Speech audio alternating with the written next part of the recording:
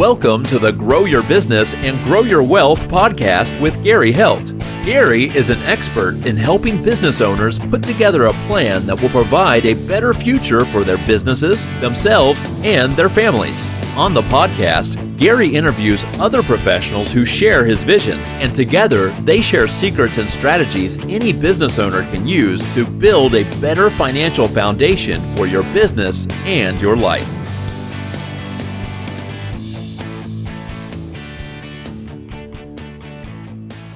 Welcome back to the podcast. This week, my guest is Crystal Caruthers, and she is a real estate investor. Welcome, Crystal. Thanks, Gary. It's really a pleasure to be here with you. So, Crystal, what made you want to get into real estate? It was kind of accidental. I had been an electrical engineer, and when we had children, I wanted to be home with them more often. I was working some part-time, but to be honest, I never really loved engineering. I liked engineering school a lot, but the actual engineering, it turned out really wasn't for me. I'm not cut out to sit in a cube all day. And so one night when my daughter wouldn't sleep very well, I was up with her and I stumbled onto a book about wholesaling, doing creative real estate just for free in the Kindle store.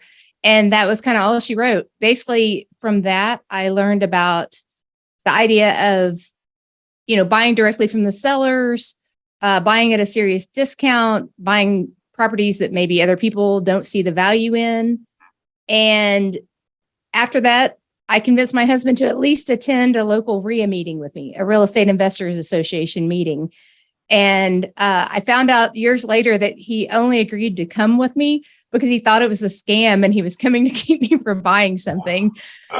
So we did end up buying something, but it was at least a month later. We ended up signing up with a local mentor, and that was the best decision we could have ever made. And from there, we built the business, and he was still working full time at that point, and I was home with the kids. So I hauled the kids to a bunch of disgusting properties. Right. I think it's probably good for their immune systems. Right. And in the meantime, my husband, he still supported the family and worked full time, and he would handle our rehabs. At lunch, he'd go out and check the jobs and do all that. So he played a very important role as well.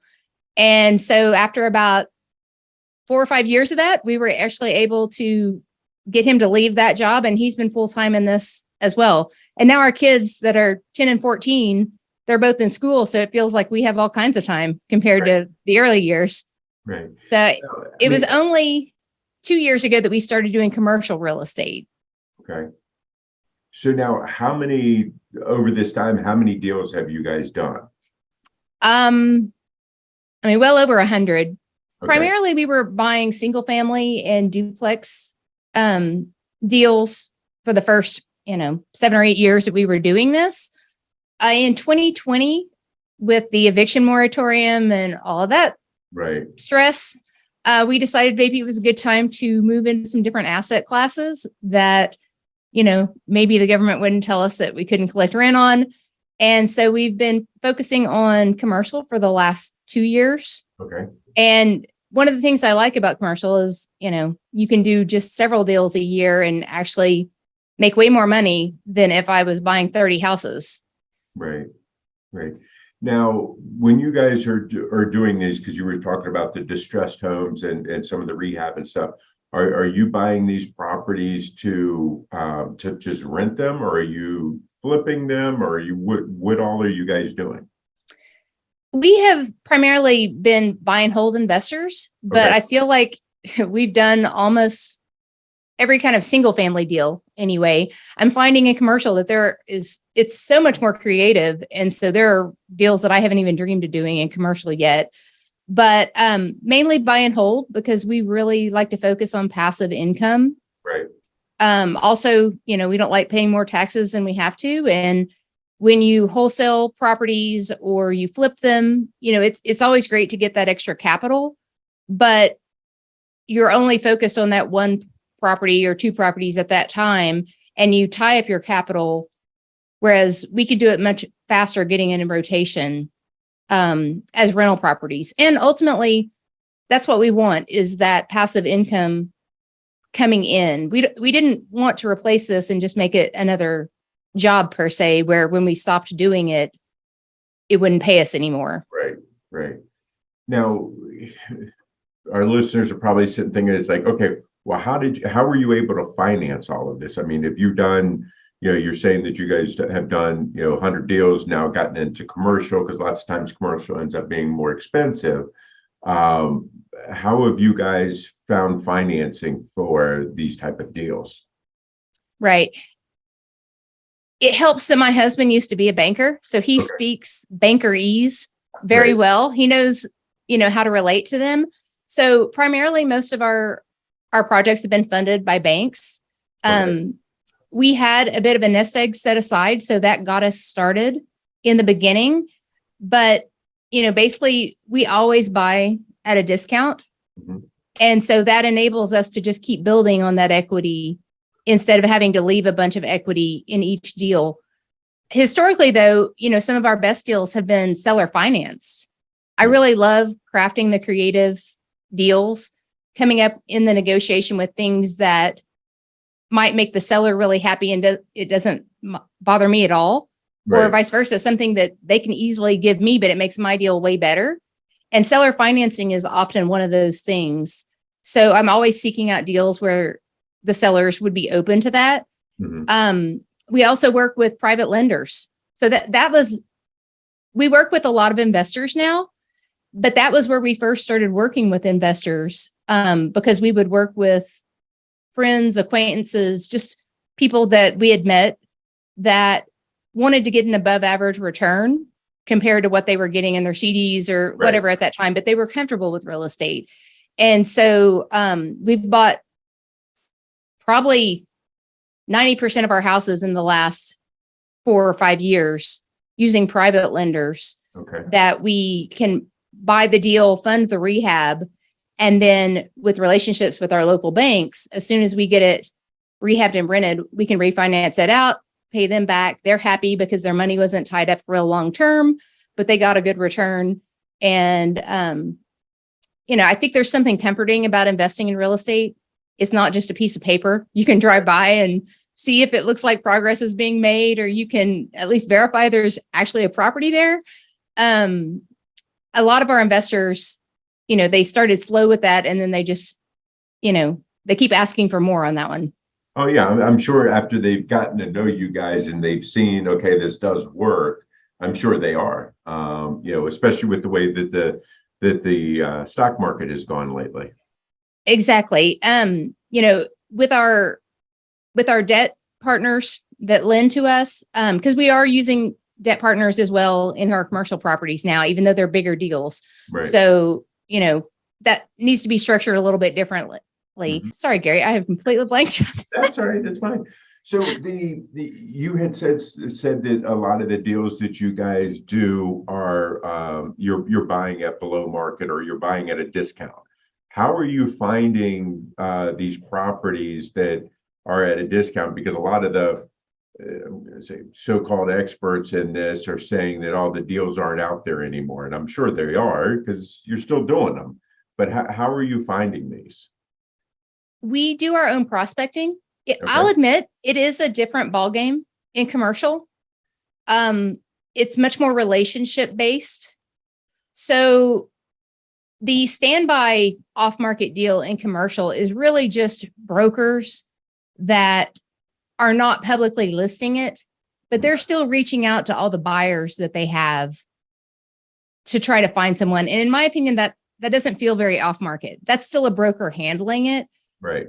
My favorite deal is when I can just sit down with the seller and we can craft a deal and come up with a solution. And, it may not even be someone that was originally intending to sell, but we've started prospecting by cold calling. Historically, we've always done mailings.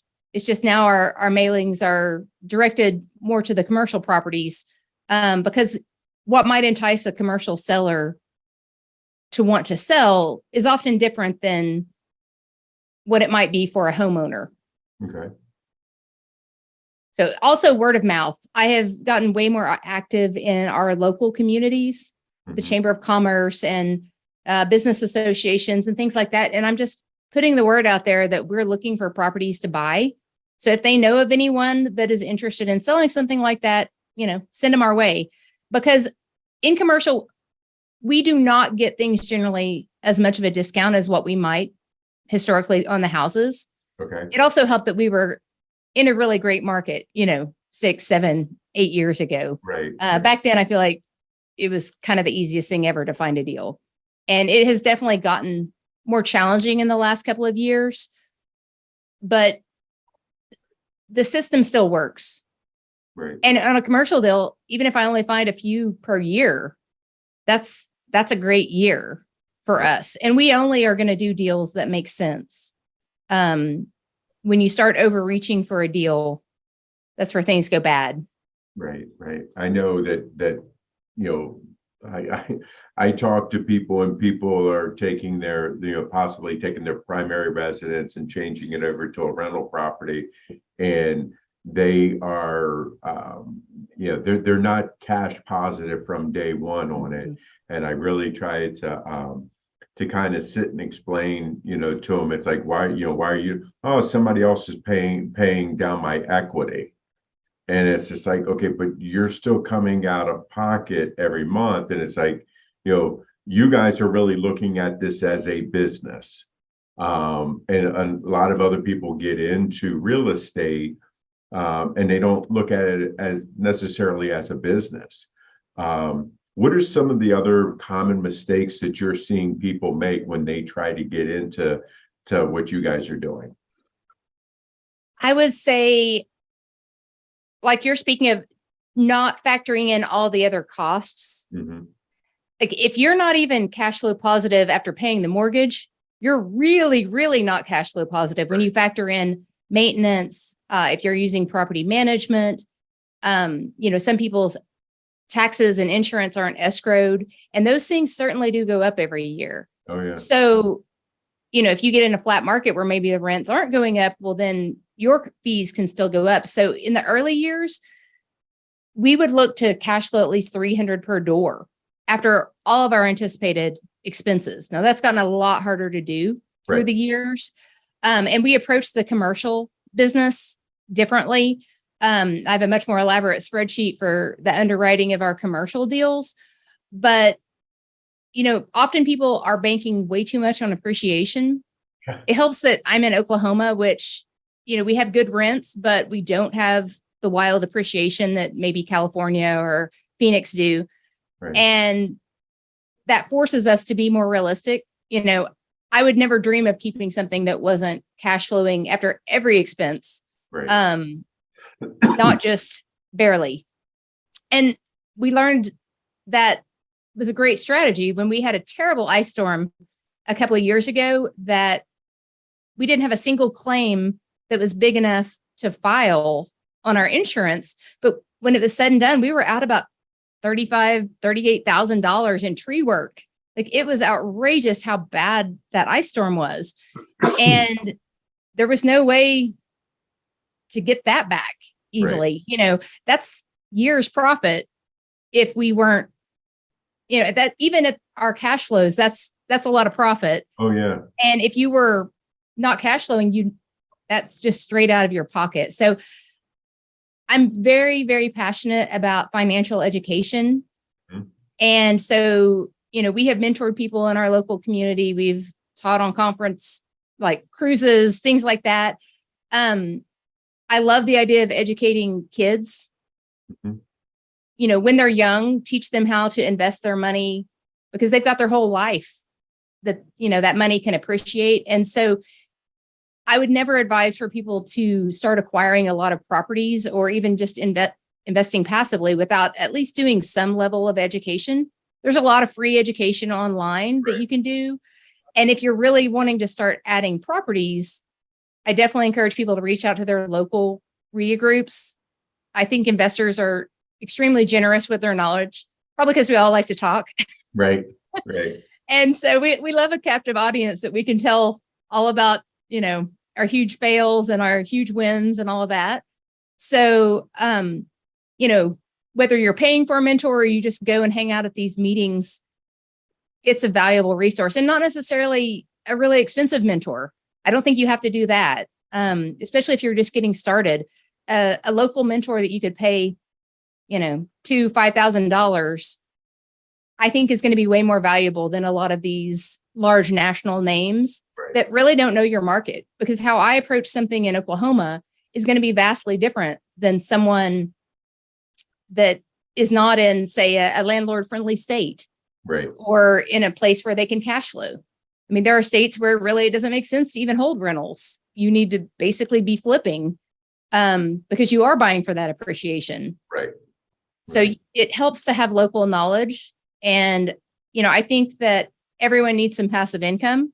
So I love real estate. I think everybody ought to get into it, whether it's actively or, passively, but you need to know what you're getting into. And it is not the hardest thing. We all live in properties, so we Right. already have some familiarity. We just need to know how to do it in a way that doesn't risk our money. Right. Right.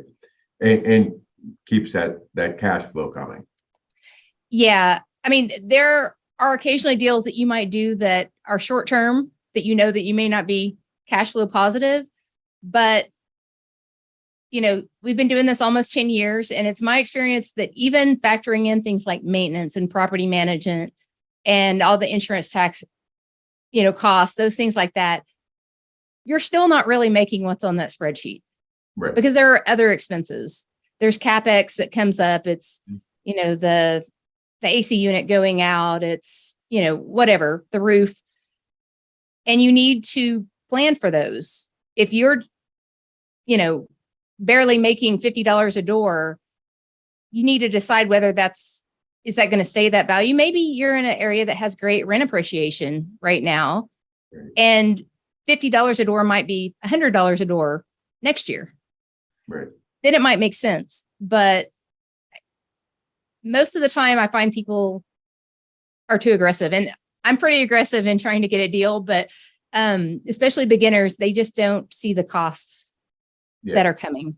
Yeah. I think, when you're talking about, finding that mentor to help you, through it is important, because if you've never done a rental property before, just how do you pick the right tenant? How do you make sure that you don't get burned? I mean, it's all of those kind of things that people don't think about. And I'm big in, getting professionals in your corner that have done this, that can help you. Some people are big DIYs and stuff like that. But I think when it comes to a lot of the things that you're doing, especially from the legal side, the DIY is not the way to go. I've seen too many people get burned for it because they're pulling down, a lease, and that lease isn't good in their state, and they end up getting burned on it. So, Yeah, I have bought a lot of properties from tired landlords or people that had a flip that they were going to do on the side, and it's been a year and they're sick of paying the payment and they just need to get out of it. And so I always say that you should either get education to be a landlord professionally, because I promise there are professional tenants out there that know in our state, it's called the Landlord Tenant Act. We've had tenants that know it just as well as us, but at least we knew it too. If you're not wanting to be the landlord, which there's certainly nothing wrong with that, you just have to factor that cost in your deal and then hire a professional manager. But you still need to know enough about it that you can manage the manager. You need to have an idea of, is this a reasonable cost? Are they overpaying for these charges? Are they taking too long to fill my property? More education is always valuable. And a lot of that you can easily get online. There are so many free resources out there. And frankly, that's one of the things I love about what we're doing now. As we do these bigger deals, we're actually bringing in passive investors for the people that they want the value, of being in real estate, but they have no interest in ever being a landlord or even running it like a business where they have to oversee the property manager. And so now we're able to bring people in as equity partners on some of these bigger deals, and they can get the benefits of real estate while still having professionals run it and not having to deal with the day-to-day work. So that's also valid. But once again, you need enough education to be able to read the offering and know what you're investing in. Right. Earlier you were talking about, your kids, and how you've gotten them involved in this with you and your husband. Mhm. Can you tell us more about that? Yeah, I have to say this is one of the things that makes me the happiest is years ago, as we were dragging the kids to these houses, at one point my son said, well, can I get a house? I was like, yes, you can. And so I started trying to come up with how that would work. And so obviously it had to be a deal that cash flowed from day one. It needed to have minimal rehab because that is my least favorite part of the process. I love my children a lot, but not enough to do an enormous rehab. So we finally found the right deal for our son a couple of years ago, and he had saved up several $1,000s from mowing the grass, birthday, Christmas gifts, whatever. Right. So we had an LLC formed by an attorney where we are 3% owners. He is actually the 97% owner, even though he's a minor. Right. He's able to do that. He just can't sign Documents. a binding document. So I'm the acting manager until he's of age. And we were able to use one of our private lenders that we work with. They knew our son and they were happy to assist. So his $3,000 became the emergency fund. We were able to borrow the purchase and rehab costs, which the rehab was pretty minimal. He was involved in the scope of work on the rehab and was involved in approving the tenant when they first moved in. We went through the steps with him. He was 12 at that time. Okay. And he now has two. My daughter that is 10, she bought her first one this year. She had saved up several $1,000s herself. And so for us, it's about making sure that we don't just gift them with these things. We wanted them involved. Right. And like my son, he comes in once a month and my husband has him post his own QuickBook entries. So I'm not saying he understands all of the business side of things, but he's definitely understanding it a lot more than if we were just saying, oh, sure, honey, we'll run the whole thing. Because obviously he can't go show the property. He can't do all of that. He can't even drive, but he can be involved in the backside. And, we explain, okay, well, the AC unit went down. This is a cost for that. That's why your cash flow is less this month. And we were able to refinance it out with the bank as long as we guaranteed it, but it's still in his LLC and same, for our daughter, hers is in hers. So we didn't want to just act like it was theirs and then one day have to gift it to them. We wanted to really be theirs and them to take ownership. I mean, I think that that's important, that you guys are teaching them about the cash inflows and outflows and having them think about, hey, what happens if? Because so many times, and I'm sure you've run across this quite often, you have adults that don't understand that. Mm-hmm. And I think I always think that educating kids on financial matters and helping them understand, because I work with my kids with, putting together a budget and not overspending your budget. And yes, there are times that you have to borrow money to do certain things, but making sure that it's, I'm going to say good debt instead of bad debt, type thing. And really helping them understand needs and wants. Because I think lots of times, people, especially with educating kids, don't explain to them the difference between needs and wants. And a kid always needs something, but lots of times it's a want and not a need, that's for sure. Yeah, our kids, whether they wanted it or not, they've kind of been brainwashed from early on. Right. And so we play cash flow with them all the time, the Robert Kiyosaki game. Yep. And so they definitely understand the concept of a doodad or a bad deal or that kind of thing. And so I do think it's given them more of a respect for asking to spend our money. Right. I'm not saying they don't ever still ask, but right. We could say, is that a doodad? Yeah. And sometimes, if they want it, they can still go spend their own money because, they accumulate money from birthdays and things like that. But my main goal is to start them in life in a great position without me necessarily gifting it to them. I would love if they would each have 5 or 6 houses by the time they're out of college one, they could have some cash flow during college. So they don't have to necessarily work. They can focus on their studies, assuming they even go to college, because, well, I really appreciate the value of college. If it's not something that's going to affect your career and you're not there for free, Right. burdening yourself with all that debt is not worthwhile. Especially in the wake of like how high these colleges are now.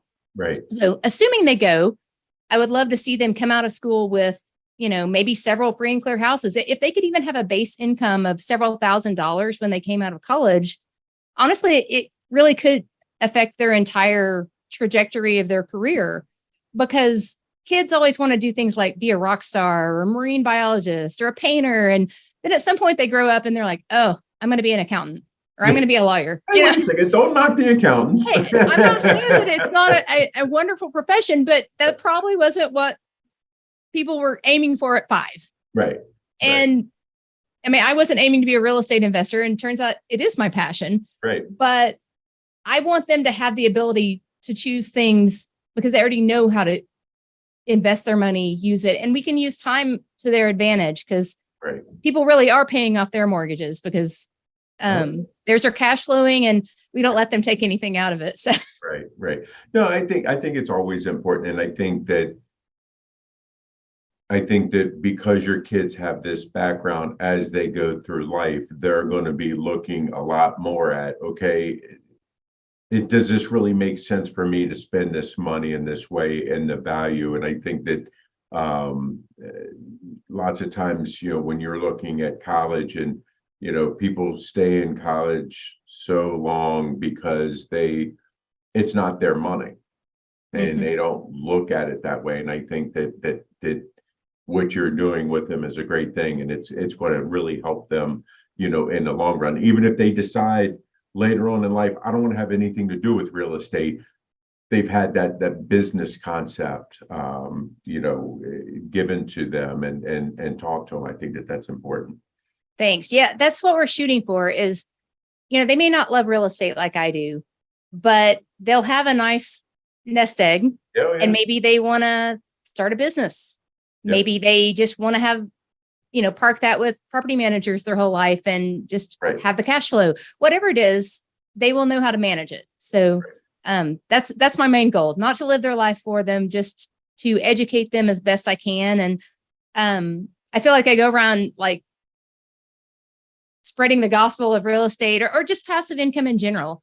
Right. You never know when you might need to have money coming in because you can't work. COVID showed that.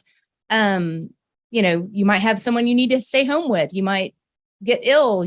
So many options, and passive income just makes everything better. Yeah. And it doesn't have to be real estate. There's other options, but I feel like so many people don't even realize that is a valid option. Right. Yeah, I always think that having multiple sources of income, that you can turn that spigot on or turn it off or whatever you need to do, because sometimes, like you said, COVID and things like that. I mean, a lot of people, during COVID did get laid off, and weren't lucky enough to have somebody continue paying them because of whatever their job was. And in that standpoint, if they could have turned on the spigot where it's like, okay, I need to take some of this cash out that we have saved up over here, it could have made a big difference in somebody's life. Yeah. So ultimately, money is a tool, Yep. And so if you can look at it that way, it's like you were talking about good debt, bad debt, you don't have to be scared of debt. You just have to use it wisely. Yep. If you can, money does not get us the things we want. It's just an avenue there. Money itself isn't going to be much fun unless we can exchange it for other things. So it's just a tool to accomplish what we want, whether that's a luxurious lifestyle or donating to charity or the ability to just be home with your family and not work. Right. When you figure out your path, it's a lot easier to figure out how to get there. I agree 100%. So we've covered a lot of stuff, Crystal. What have I not asked you that you wish I had?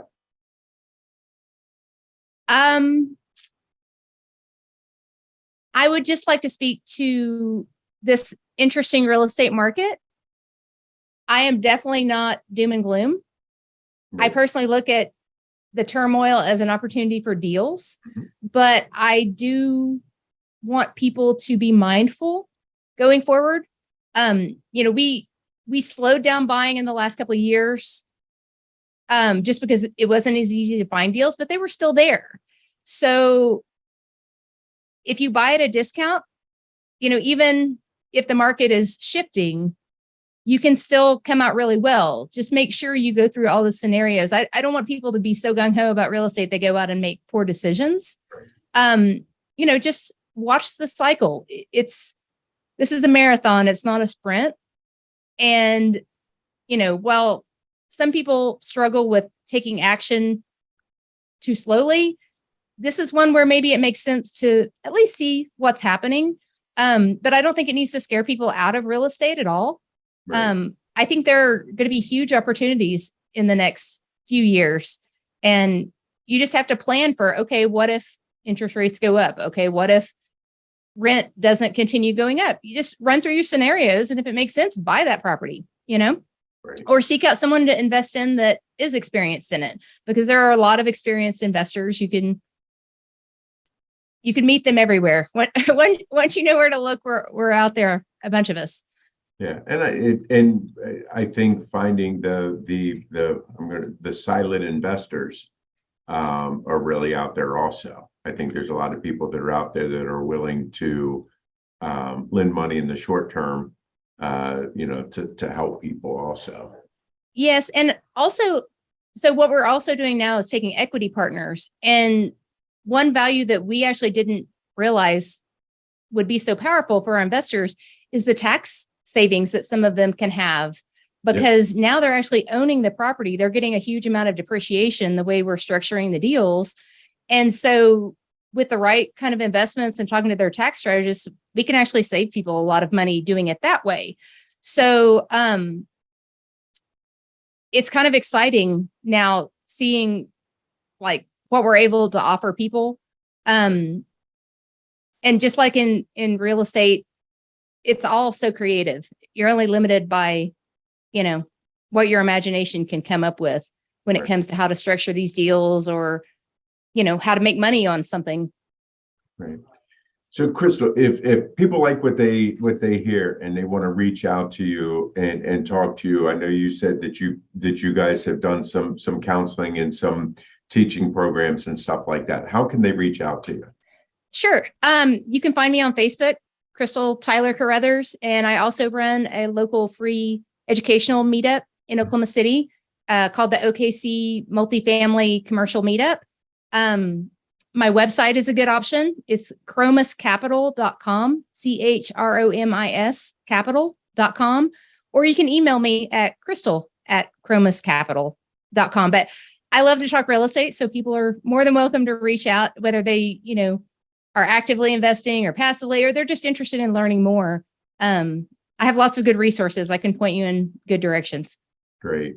I really appreciate your time today, and I'm sure our listeners have picked up a lot today. And I'm looking forward to see where this goes. Thanks, Gary. It was really a pleasure. Great. Thank you. This week, our guest was Crystal Caruthers. I will see you guys next week. This show has been produced by Market Domination, LLC. To discover how you can have your own show completely done for you and turn it into a real published book and become the authority in your marketplace, go to www.marketdominationllc.com/podcast offer.